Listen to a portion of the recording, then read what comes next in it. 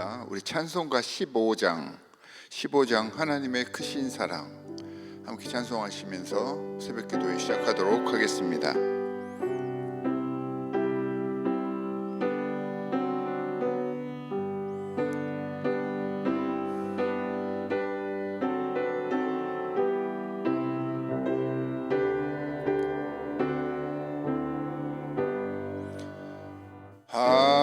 하나님의 크신 사랑 하늘에서 내리사 우리 맘에 항상 계셔 온전하게 하소서. 우리 주는 자비하사 사랑 무한하시니 두려워서 떠는 자를 구원하여 주소서. 걱정 근심 많은 자를 성령 감화하시며 복과 은혜 사랑받아 평안하게 하소서. 처음과 끝이 되신 주님 항상 인도하셔서 마귀 유혹 받는 것을 속히 끊게 하소서. 전능하신 아버지여 주의 능력 주시고 우리 맘에 임하셔서 떠나가지 마소서. 주께 영광 항상 돌려 전사처럼 섬기며 주의 사랑 영영토록 찬송하게 하소서. 우리들이 거듭나서 의미 없게 하시고 주의 크신 구원받아 온전하게 하소서. 영광에서 영광으로 천국까지 이르러 크신 사랑 감격하여 경배하게 하소서.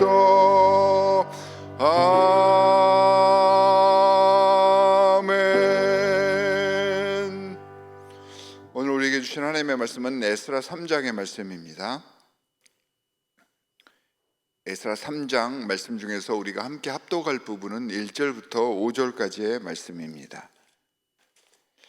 1절부터 5절까지의 말씀.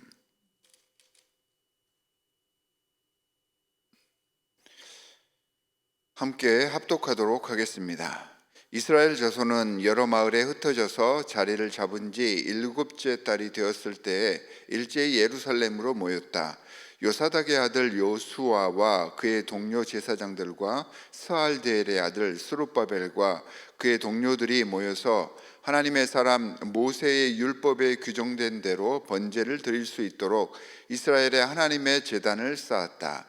그들은 그 땅에 사는 백성들이 두렵기는 하지만 제단이 서 있던 옛 터에 제단을 세우고 거기에서 아침 저녁으로 주님께 번제를 드렸다. 초막절이 되니 기록된 대로 그 절기를 지켰다. 그들은 또한 규례를 따라서 날마다 정해진 횟수대로 번제를 드렸다. 그런 다음부터 그들은 늘 드리는 번제 외에도 초하루 제사 때와 거룩하게 지켜야 하는 주님의 모든 절기를 맞이할 때와 주님께 자원 예물을 바칠 때마다 번제를 드렸다. 아멘. 오늘 3장 전체의 말씀을 살펴보도록 하겠습니다. 바벨론 제국에 의해서 함락당하고 끌려갔던 유대인들, 사실은 끌려갔던 유대인들이 유대인들의 가장 주요 인사들이었습니다. 영적으로나 사회적으로나 정치적으로 리더였던 사람들을 바벨론에서 이제 끌고 갔었죠. 그런데 그 사람들이 예루살렘으로 돌아와서 성전을 재건할 수 있도록 허락을 받고 이제 귀국을 하게 되었습니다. 이처럼 유다로 귀환한 유대인 공동체를 골라라고 하죠. 골라라고 부릅니다. 이들은 포로기 이후에 유다 사회의 재건에 있어서 아주 중추적인 역할을 감당하였습니다. 이 공동체, 골라 공동체의 특징은요, 이제 돌아왔으니까 성전 중심의 신앙을 회복하려고 안간힘을 썼습니다. 이게 이 공동체의 특징입니다. 하나님께서 다스리시는 신정국가, 다시 한번 여호와께서 이 모든 우리 이스라엘을 통치해 주십시오라고 하는 신정국가를 다시 세우기를 갈망을 했고요. 이를 위해서 아무래도 조금은 배타적인 민족주의 경향을 띠기도 했습니다. 이런 배타적인 경향 때문에 끌려가지 않고 이스라엘 땅에 살면서 다른 민족과 함께 자폰을 하며 남아있던 토착 유대인들과의 사이에서 갈등이 항상 빚어지기도 했습니다. 새롭게 시작할 여호와의 왕국을 위해 노력하고 애썼던 이들이 사실은 새로운 이스라엘의 주축 세력이었음을 부인할 수가 없습니다. 사실은 이들에 의해서, 이 골라 공동체들에 의해서 이스라엘의 역사가 그때부터 재구성되기 시작하였고요. 이들을 통해서 지금까지 현대 이스라엘의 코어 기초가 세워졌다, 이렇게 이야기를 해도 과언이 아닙니다. 물론 때로는 그렇기 때문에 과격하기도 하고 조금은 고집스럽게 비춰줄 수 있었지만, 하나님께서는 그런 기질마저도 당신의 백성을 세워갈 원동력으로 활용을 하셨던 것입니다. 자, 오늘 에스라서 이 3장의 말씀은 바벨론에서 돌아온 골라 공동체가 드디어 옛 성전터에 제단을 세우고 번제를 드리며 성전 기초를 넣는 공사가 시작되었음을 보여주고 있습니다. 자, 1차 기환입니다. 말씀 전체에서 이야기하는 성전 공사에 시작하는 그 모든 과정들을 한번 읽어보시기 바랍니다.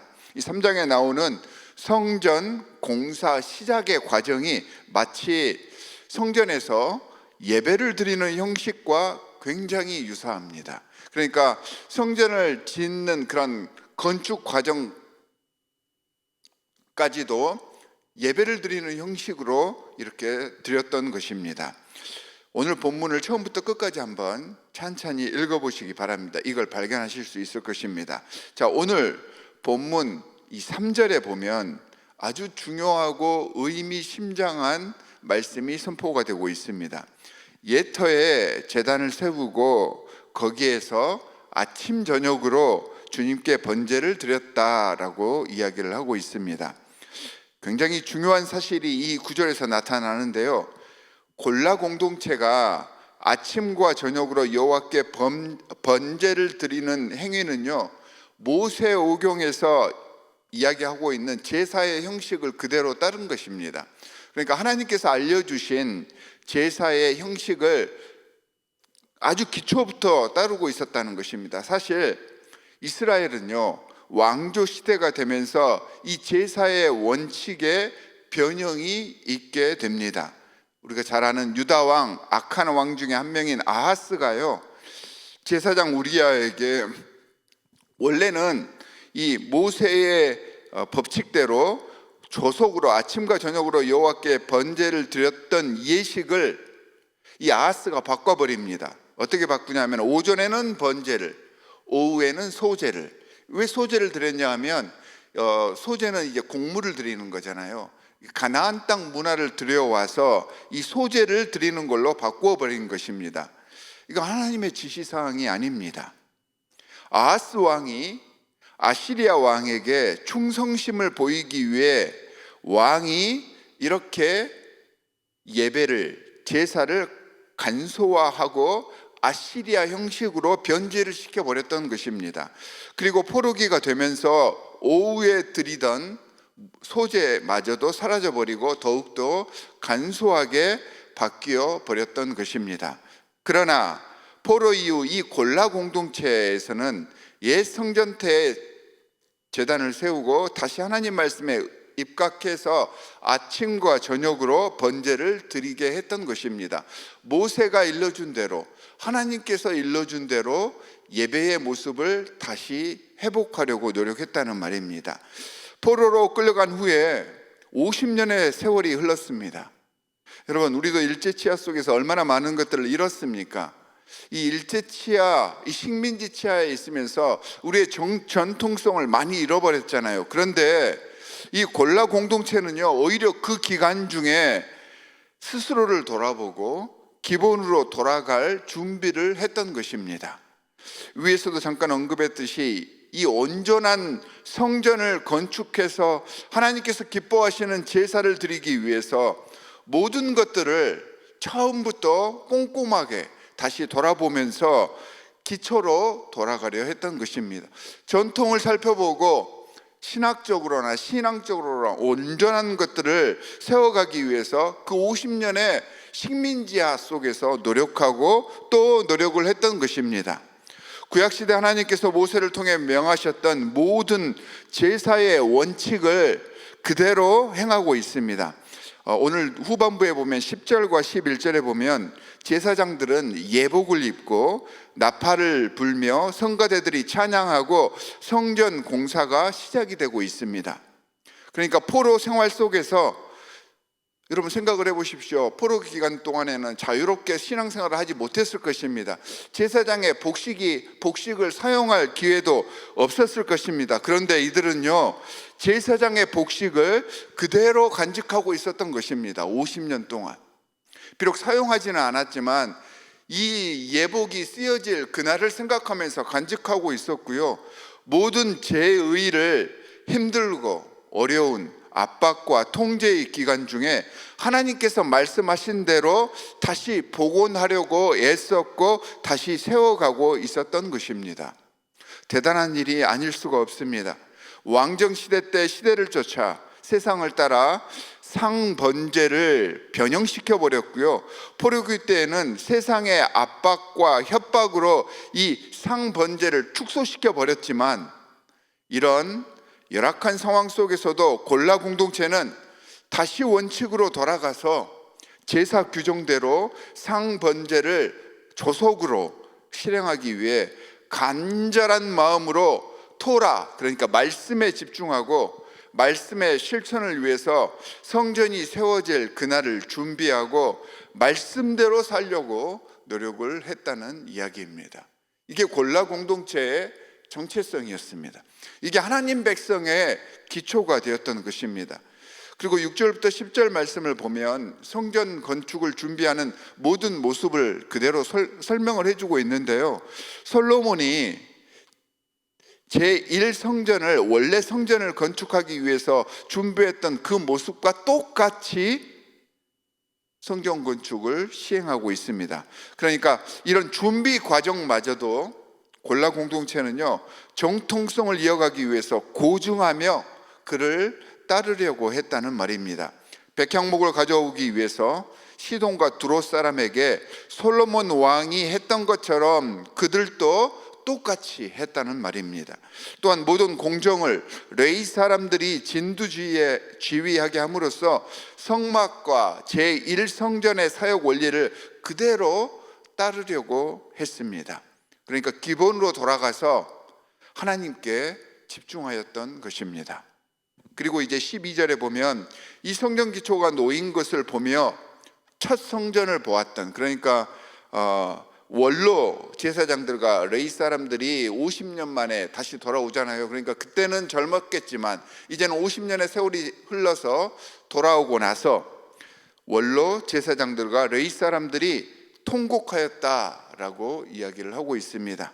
이 환란의 시대를, 그러니까 이 원로들이 새로운 시대와 옛 시대의 영광을 이어주는 다리의 역할로 버텨내고 있었다는 말입니다. 이제 우리가 이런 과도기적 역할을 감당할 수 있는 성도들이 되어야 합니다. 세상의 옛 시대와 또 앞으로의 미래를 연결시켜줄 그러한 시대가 바로 우리인 것입니다. 새로 자라나는 우리 새로운 세대들을 위하여서 신앙의 본을 보여야 할 세대, 그게 바로 우리인 것입니다. 세상 사람들은 이런 모습을 보고 손가락질하고 더더욱 그들과 척을 지려 하였지만, 이 골라 공동체는 그래서 굉장히 고립된 공동체처럼 세상 세력들에 의하여서 원래 남아있었던 토착 유대인들에 의하여서 손가락질을 받고 배척을 당하였지만, 하나님께서는 이처럼 주님께 집중하려고 하는 그 자세를 보셨던 것입니다. 힘들고 어려운 시절, 환난과 핍박 가운데에서도 없는 부족한 상태에서도 주님을 바라보려고 애썼을 때 하나님께서는 성전이 재건될 수 있도록 해주셨고, 새로운 나라의 정체성을 세워가게 하셨으며, 하나님보다 세상을 더 두려워하고 하늘이 아닌 땅을 바라보았을 때 모든 건축이 지연되고 나아가지 못하게 하셨던 것입니다. 사랑하는 성도 여러분, 이 영적 원리를 오늘 말씀을 통하여서 깨우치시기를 바랍니다. 내가 어떤 위치에 있느냐가 중요한 것이 아닙니다. 내가 지금 이 자리에서 복된 자리에 있던, 혹은 죄악된 자리, 저주의 자리에 있던, 어떠한 위치에 있든지 하나님을 바라볼 용기가 있고 그분께 시선을 돌리려 하느냐를 주님께서는 보신다는 이야기입니다. 여러분, 혹시 삶이 힘드십니까? 죄 가운데 계십니까? 그래서 하나님을 등지려 하십니까? 아닙니다. 오히려 그럴 때일수록 하나님을 바라보기 위해서 안간힘을 쓰셔야 하는 것입니다. 이 메시지가 오늘 말씀의 메시지이고요, 골라 공동체가 귀한 후에 성전을 재건하려고 했던 이유였습니다. 오늘도 모든 상황 속에서 그 상황에 굴복하지 말고 오히려 그 상황 속에서 하나님께 시선을 돌리기 위해서 안간힘을 쓰는 지혜로운 하나님의 백성들이 되시기를 주 예수 그리스도의 이름으로 간절히 축원합니다. 두 가지 기도 제목을 드리도록 하겠습니다. 첫 번째, 골라 공동체들처럼 우리의 예배를 세워가기 위해서 주님께 더 집중하는 삶을 살아갈 수 있도록 해주십시오. 내가 어떤 상황에 있든지 더욱더 하나님께서 우리에게 알려주셨던 그 말씀에 입각하여서 주님을 보기 위해서 애쓰며 예배를 세워가는 삶을 살아가게 해주십시오라고 기도하시기 바랍니다. 오늘은 우리 교회의 교육 부서를 위해서 한번 기도해 주시기 바랍니다. 모든 부모님들, 신앙교육은 가정에서 이루어지는 것입니다. 모든 부모님들, 그리고 또한 담당 교육자들과 선생님들을 위해서 중보해 주시기 바랍니다. 이 자녀들이 우리가 이들을 연결시켜 줄 수 있는 귀한 그 다리의 역할을 잘 감당하여서 미래에 하나님의 나라를 세워갈 수 있는 영적 지도자로 거듭날 수 있도록 중보해 주시고 우리 교육부서를 위해서 기도해 주시기 바랍니다. 두 가지 기도 제목을 가지고 우리 함께 기도하도록 하겠습니다.